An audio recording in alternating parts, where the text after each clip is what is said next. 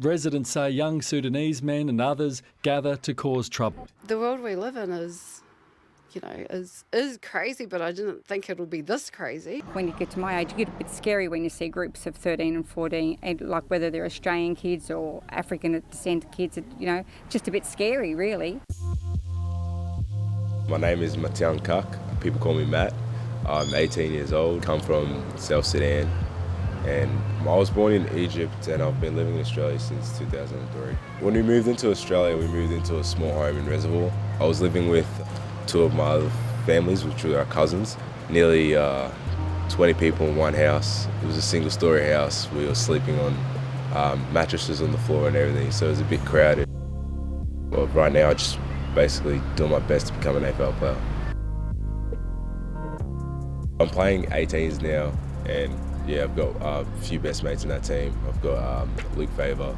We've built like some sort of good connection with each other, and yeah, it shows on the football field as well. It was probably footy in school, like the school footy that we did, that like brought some sort of friendship. I was a little bit nervous, but I was also a little bit excited to see how he went about his footy, because I'd heard a lot of good things about him. He had a real intimidating haircut at the time, which didn't help, but once I got to know him, all the nerves just sort of went away, and you just treated him like a normal person. Usually we go out as a group, in our friendship group, and we go watch the footy or we go see a movie or something, and the more time you spend with someone, the closer you obviously get. You got to view people all individually. Not everyone is perceived the way the media wants you to perceive their specific group. Each person is obviously different, but there's good and bad in every nationality, even Matt's.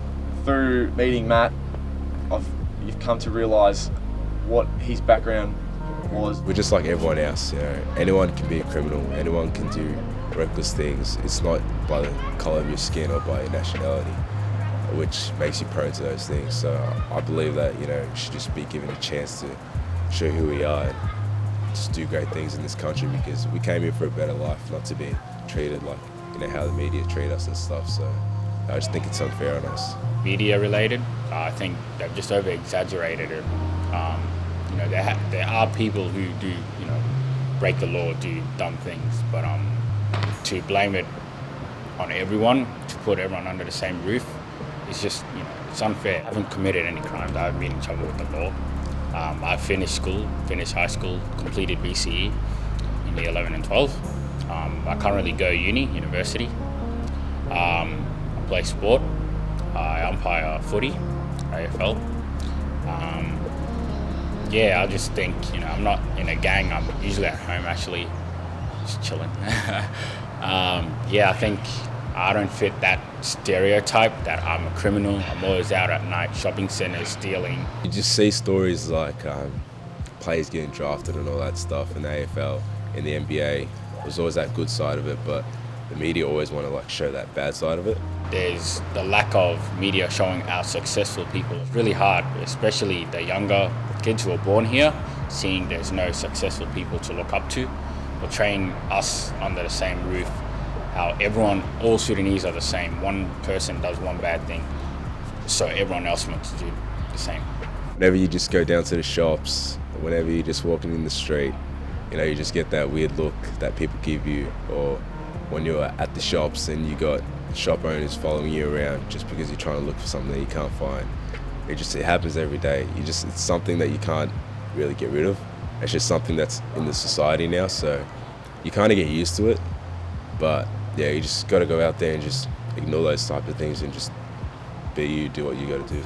I'll just walk down the street or something, and certain people will either cross the street or walk past me really fast. They'll increase their speed or something, or just avoid me entirely.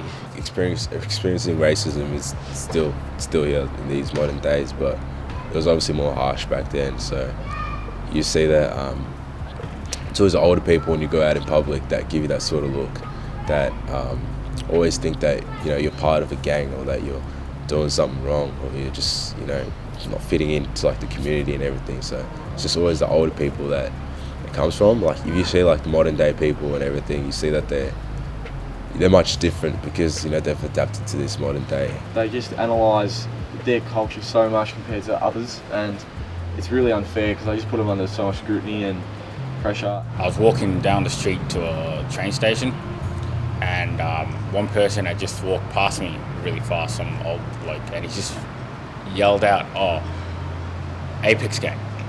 And I was just like, what are you on about? And some lady came in and was like, "Oh, that's ridiculous," showed him up and all that. And I just found that, pretty cool, because, she's sticking up for me, sticking up for all South Sudanese people, because she knows herself, just one person doesn't mean we're all in a gang. Currently, the government and the people of Sudan, North Sudan, are currently in conflict for power. The government, the army, the military want control, and the people are obviously resisting it. They don't want the government being in charge yet again. There have been protests recently, and a couple of hundred people have been killed for protesting, which is ridiculous. You wouldn't find that anywhere else in the world. Which you wouldn't see that in Australia. When you protest, you don't just see the government coming out with guns and everything, killing people.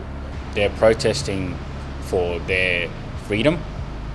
They want the right to be able to do what they want to do as a people, as a democratic. If it's getting old clothes or anything, sending it through to organisations, just food, canned foods, all those type of things, stuff that World Vision are already doing.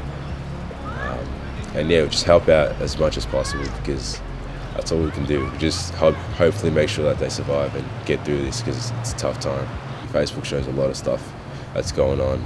It's a lot of videos too, graphic ones, and it shows you what's exactly happening. So the fact that some people just see that and then scroll past that, it's pretty sad. Get to know their story.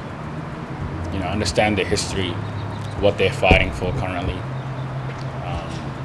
what is going on in the world. Keep informed. Go online. I'm sure you can find heaps of things on it. Just try to stay informed. Get to know other people who are Sudanese, who you think are friendly. Just have a talk with them. Get to know their point of view. Get to know them as a person, and I think that will really help you understand them.